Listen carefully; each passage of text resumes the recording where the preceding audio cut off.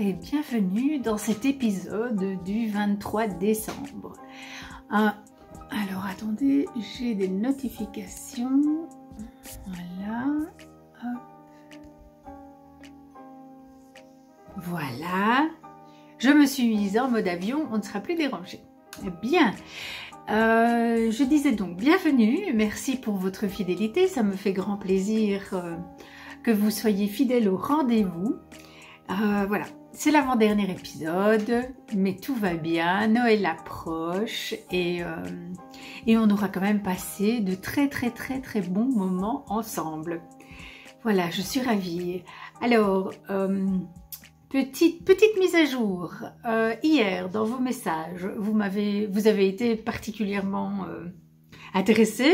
Non, pas particulièrement, mais vous avez été plusieurs à me dire que le côté cuisine, repas, etc. vous intéressait. Donc voilà, on va un petit peu en parler aujourd'hui. Mais je voulais revenir sur les petites choses que je vous ai dites, et notamment concernant le perroquet. Voilà. Mon mari s'est trompé et donc un perroquet, c'est pas du tout un liégeois. Un perroquet, c'est un pastis à la menthe. Voilà. Je sais pas du tout ce que ça peut donner au niveau du goût. Je dois dire que je ne suis pas particulièrement tentée par la chose, mais néanmoins, voilà. Donc ça, c'est un perroquet. Et par contre, l'une d'entre vous m'a dit que le liégeois, ça devait correspondre au diabolo. Diabolo grenadine, je suppose. Voilà, alors que moi dans mon esprit un diabolo c'est avec une limonade, plutôt une citronnade transparente, alors que chez nous c'est vraiment grenadine et orangina quoi. Peut-être que vous appelez ça simplement un orangina grenadine, j'en sais rien. Enfin c'est pas très important de toute façon, mais je voulais corriger par rapport au perroquet parce que je me dis que ben voilà, il y a quand même une grande différence entre un pastis à la menthe et un liégeois, et je ne voudrais pas qu'un petit Belge égaré en France demande un jour un perroquet et se retrouve avec un pastis à la menthe. Voilà. Bref. Non, c'est une blague, hein, mais je voulais revenir dessus, simplement. Alors, avant de parler cuisine, on va parler calendrier de l'Avent, n'est-ce pas? Parce que c'est pas parce que nous sommes le 23 décembre que nous devons négliger la chose. Alors, une fois n'est pas coutume, je vais commencer par le calendrier de puzzle.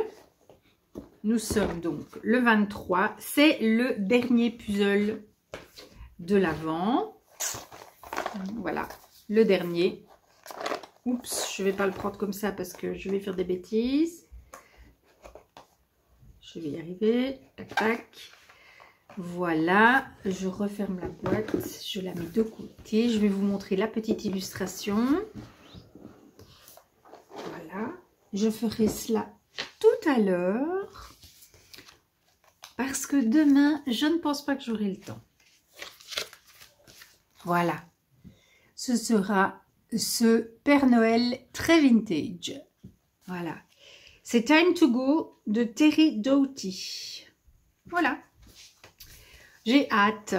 Il était très chouette ce calendrier de l'Avent de puzzle. Vraiment, j'ai beaucoup aimé. Et pour moi, avec les Vlogmas, un puzzle tous les 2 jours, c'était le timing parfait. Peut-être que si je ne faisais pas de Vlogmas, un par jour, ça aurait été mieux. Mais là... n'aurait pas fallu plus, je crois. Donc, voilà pour ce qui est de cela. Autre calendrier de l'Avent. Ah, j'ai oublié de mettre mes boucles d'oreilles. Je les avais déposées là, je les mets. Je les avais déposées là pour penser à les mettre juste avant. J'ai oublié. C'est pas grave, je les mets maintenant. Comme ça, voilà. Ah ouais, c'est quand même mieux, hein. Donc...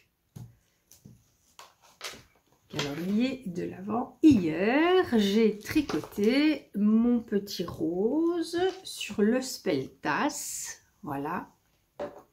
Et donc, en fait, j'étais un peu bête parce que j'aurais dû mettre celui-ci là. Quand j'ai agencé, ça aurait été beaucoup mieux. Mais bon, voilà, que voulez-vous? Il faut des bêtises dans la vie, hein. Il est vraiment beau, hein. Il est vraiment beau. Voilà. Alors aujourd'hui, j'ouvre avec vous la couleur du jour. On va un peu voir ce que c'est. Ah, ben c'est un bel ocre.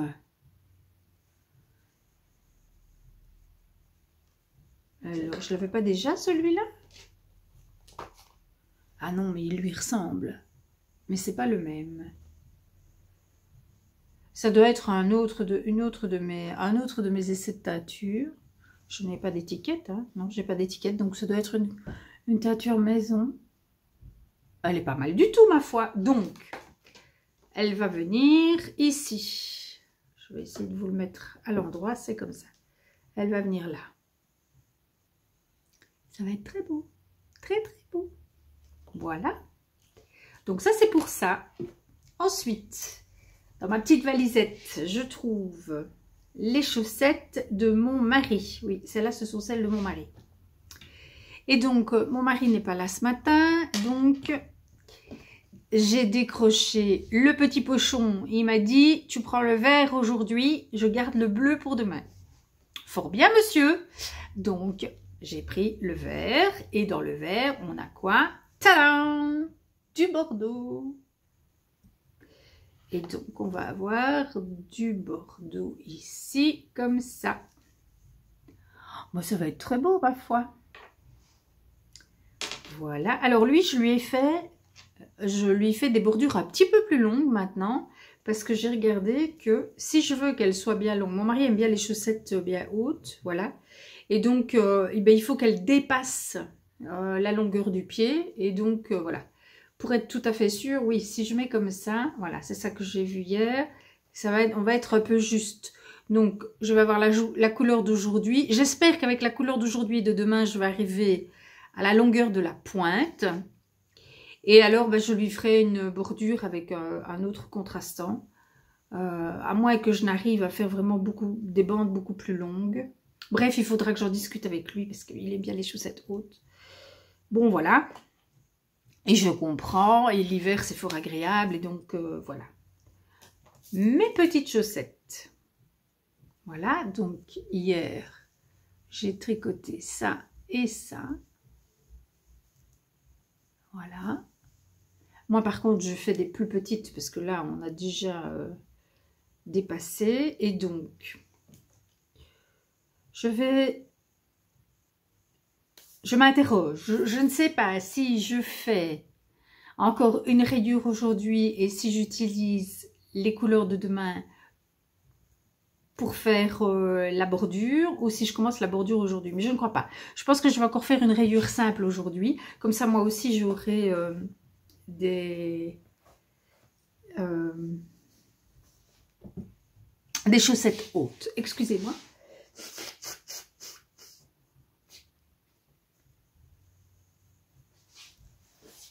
Eh bien oui, cette saison, n'est-ce pas? Cette saison. Alors, nous allons ouvrir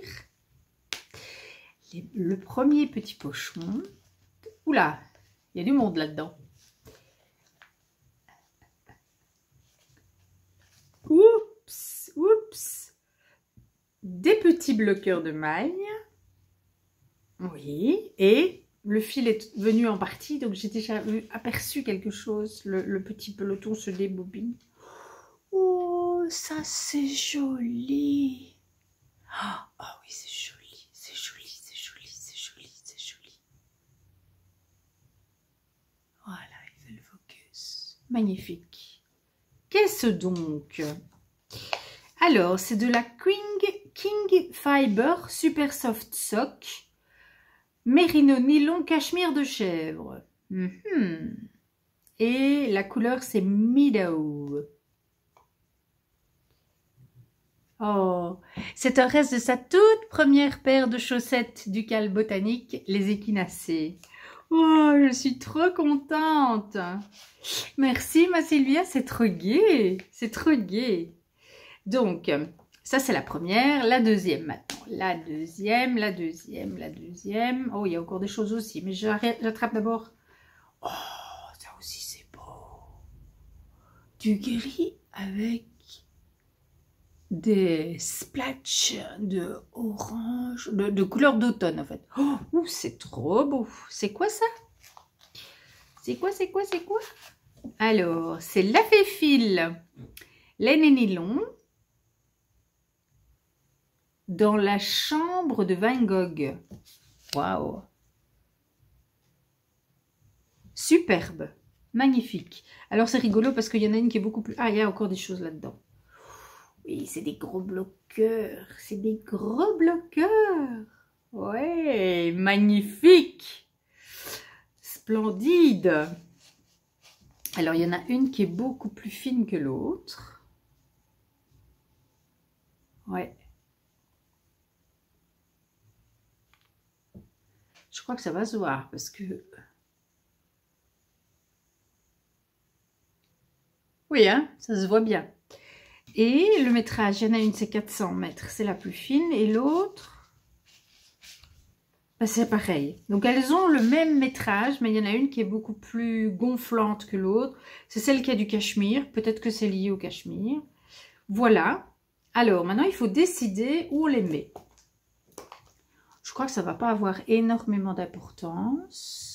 Sauf que là, on a une couleur chaude. Alors, on va mettre une couleur plus froide. Sauf que là, il y a du gris pas loin. Donc, ça va refaire encore gris et gris. Donc, ce serait peut-être mieux de mettre le gris ici. Et les petites couleurs là. Oui, je pense que c'est mieux. Parce que sinon, gris et gris là, ça ne serait pas heureux. Hop, c'est parti. On les met dans les chaussettes pour ne pas les perdre. Et je range tout ça dans ma valisette.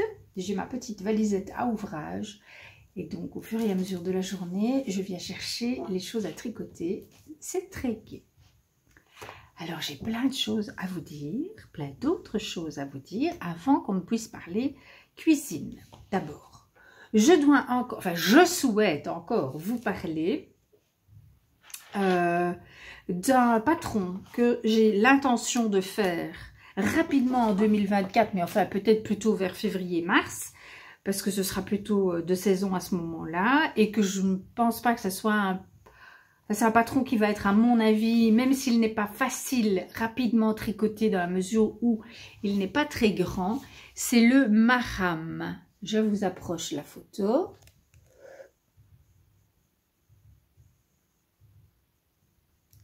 Voilà, donc c'est un petit, je ne sais pas comment ça s'appelle, un petit pull sans manches qui a la particularité d'être réversible dans les deux sens. Donc vous pouvez mettre le devant dans le dos et inversement, mais vous pouvez aussi mettre l'intérieur à l'extérieur. Je trouve ça absolument génial. C'est Krystalka qui en a parlé dans une de ses vidéos à l'automne. Et j'ai vraiment été séduite, d'autant plus que j'ai été séduite par le point qui est très particulier. Et donc j'ai fait un échantillon. Donc je sais déjà quel type de laine je vais utiliser. Je ne vais pas du tout utiliser les couleurs que je vais vous montrer, hein. Ceci, c'est un échantillon. Et j'espère que vous allez bien voir le point. Attendez, je démêle les fils.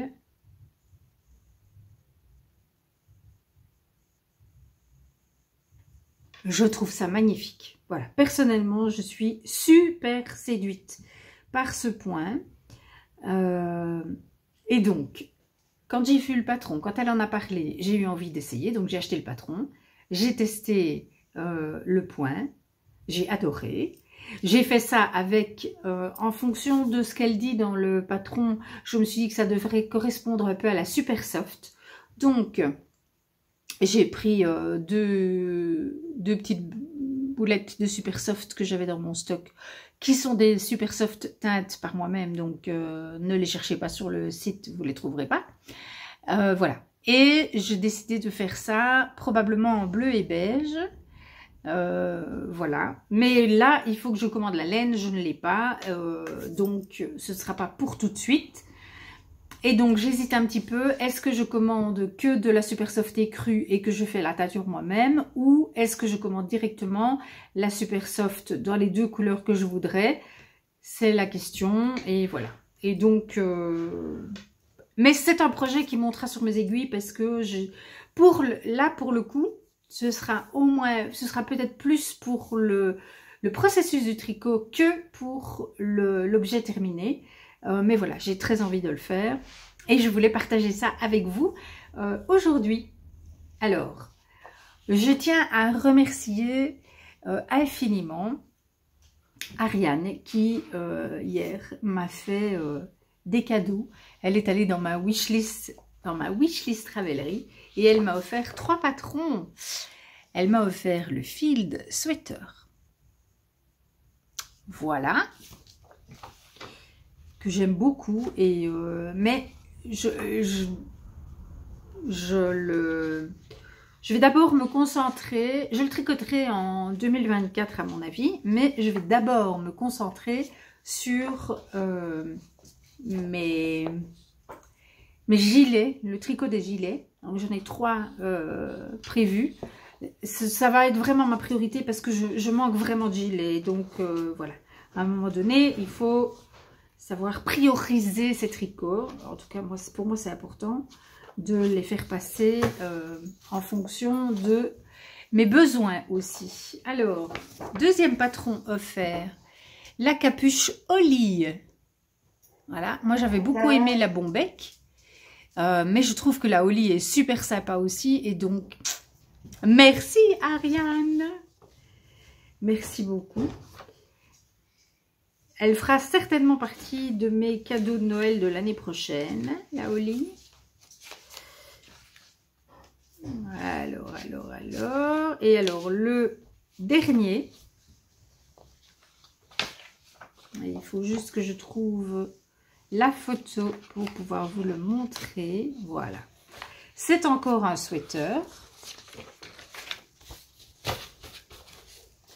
Et c'est le Un Sweater. Voilà. Mon amie Cécile était en train de le tricoter la dernière fois qu'on s'est vu. Et elle m'a vraiment bien vendu le patron.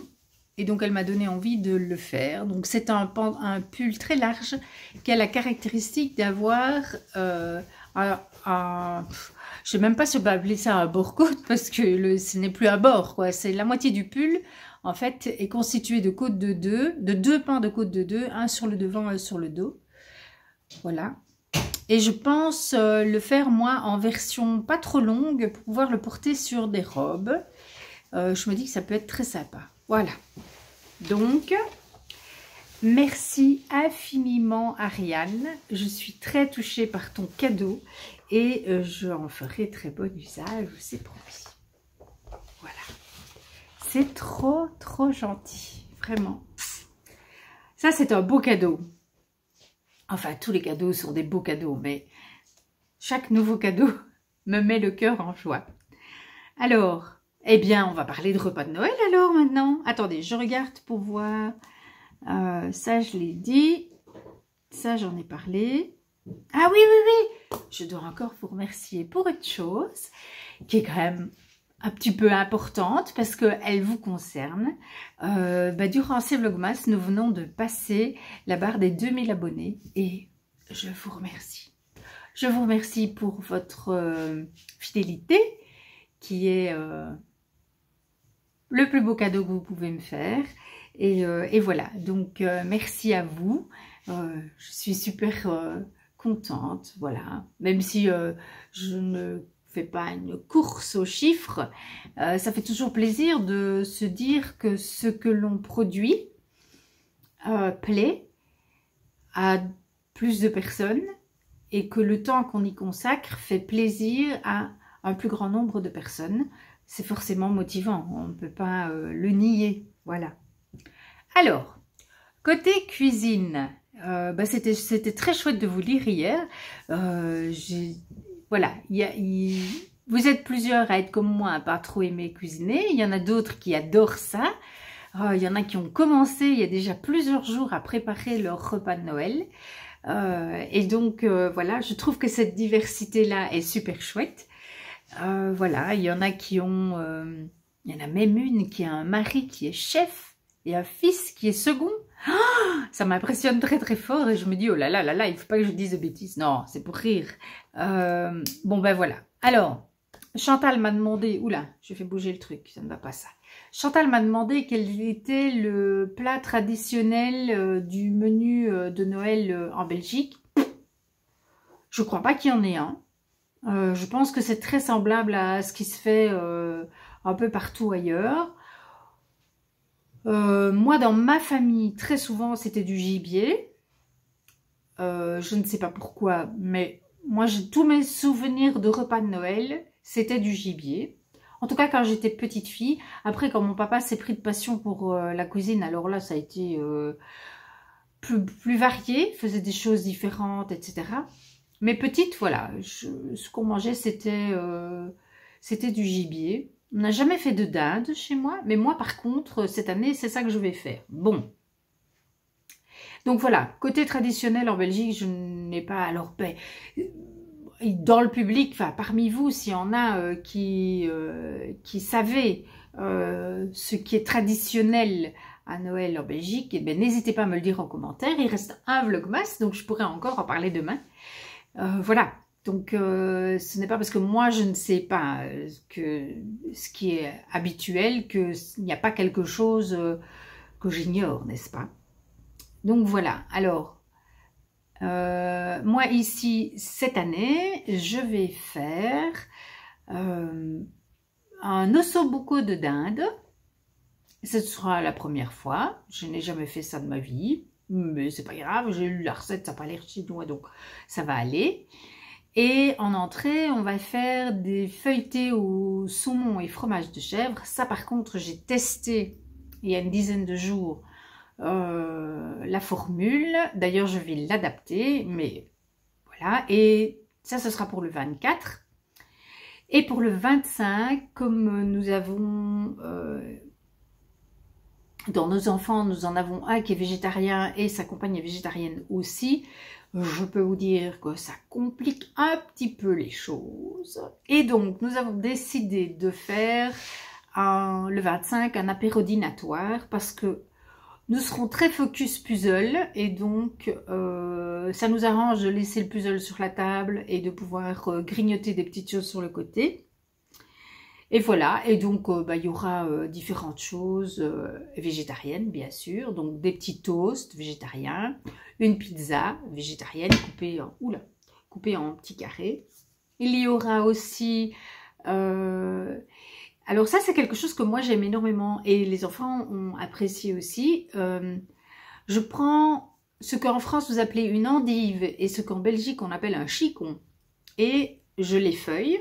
Je garde les belles grandes feuilles, je fais un œuf mimosa et je mets l'œuf mimosa dans la feuille du chicon. Donc voilà, il y aura ça. Il y aura des petits samosas indiens.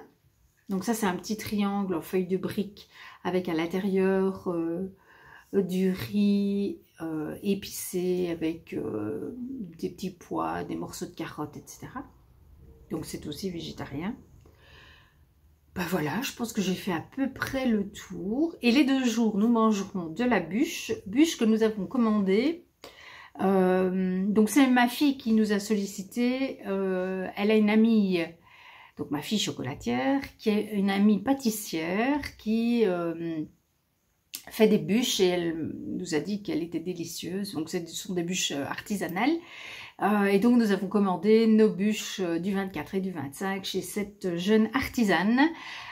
Et voilà. Mais sinon, dans les traditions de Noël, nous avons déjà fait, il y a quelques années, on a essayé, on a essayé, mais ça a été un peu compliqué, les 12 desserts. Donc ça, c'est apparemment une tradition provençale, d'après mon livre sur les grands esprits de Noël concernant le repas de Noël.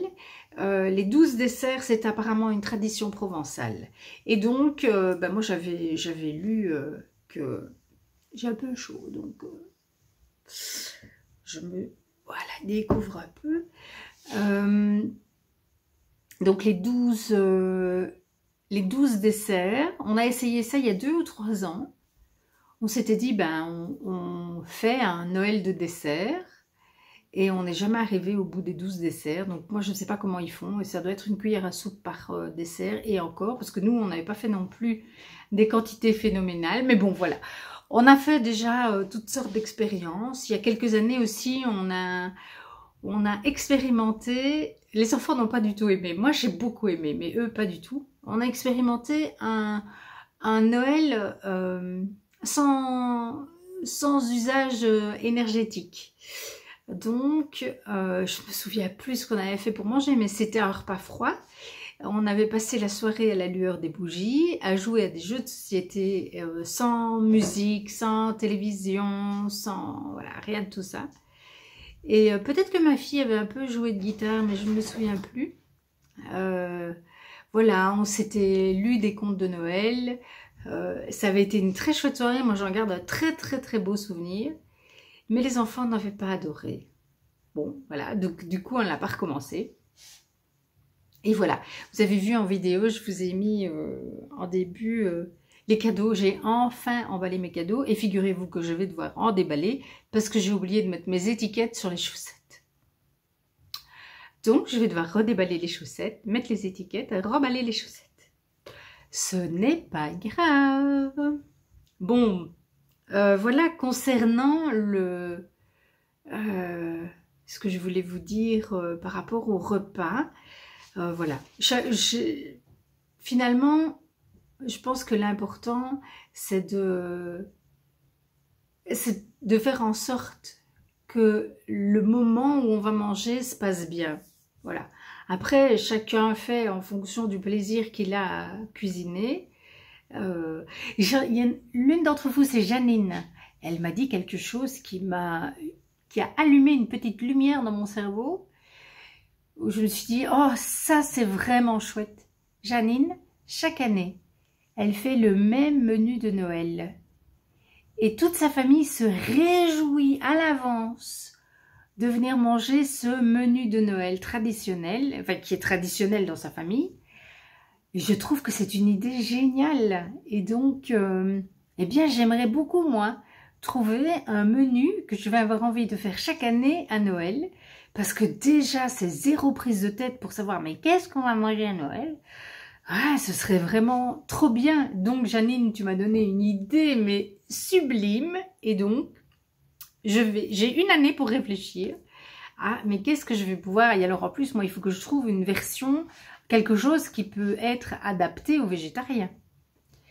Bon, ben, j'ai plus qu'à réfléchir, n'est-ce pas? Mais en tout cas, Janine, je te remercie infiniment parce que cette idée, je n'y avais jamais pensé, parce que chaque année chez moi, on faisait des choses différentes, mais je trouve que c'est une idée vraiment géniale. Donc voilà, merci, merci Janine. Donc merci à chacun d'entre vous d'avoir apporté par vos commentaires des petites lumières de joie dans mon mois de décembre. Voilà, vous avez été nombreuses à me dire que vous aviez apprécié mes vidéos. Le nombre d'abonnés témoigne de ce que c'était une bonne chose. Donc voilà, c'est un tout grand plaisir que nous avons partagé. On se retrouve demain pour le dernier jour du Vlogmas.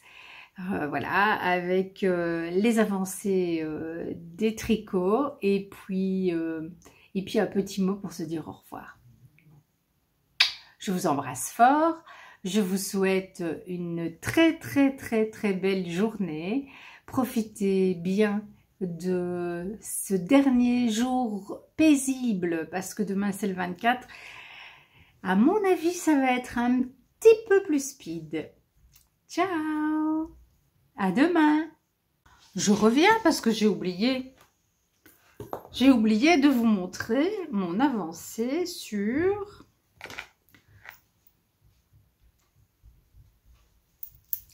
Regardez, j'ai tricoté hier un petit peu plus quand même. Voilà, je l'ai réessayé et je crois que ça va être magnifique. Voilà.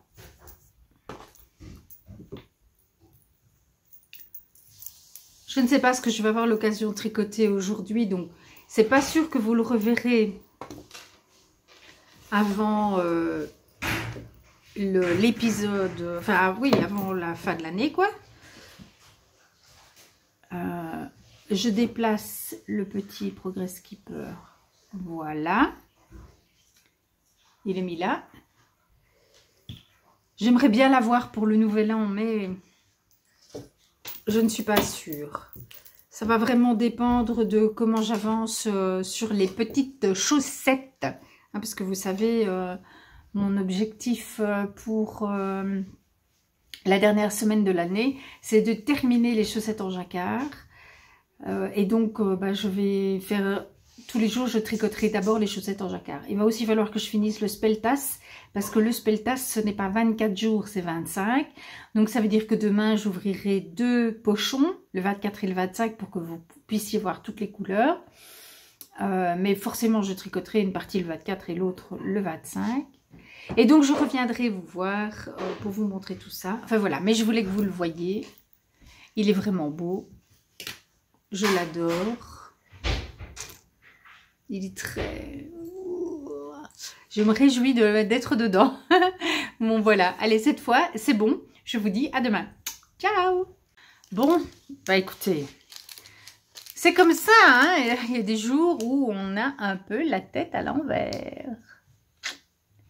Aujourd'hui, dans le calendrier de l'Avent de Pépites, nous avons des fèves caramélisées. Oh, ça, j'adore. Bon, désolé pour le bruit. Je vous montre. On ne sort pas. Il y en a une qui est très grosse.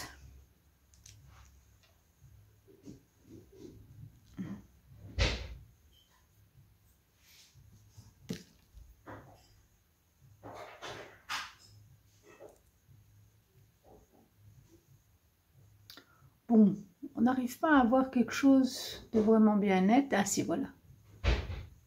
Voilà, donc ce sont des fèves de cacao entières qui sont caramélisées. Et ça se croque comme ça, c'est délicieux. Ah, en tout cas, moi je trouve ça délicieux. C'est une autre façon de consommer du chocolat. Et voilà, donc ça ce sera le petit plaisir de tout à l'heure en dessert. Bon, eh bien peut-être bien que cette fois-ci c'est terminé. À demain. Oserais-je dire à demain? Allez oui, à demain. Bisous.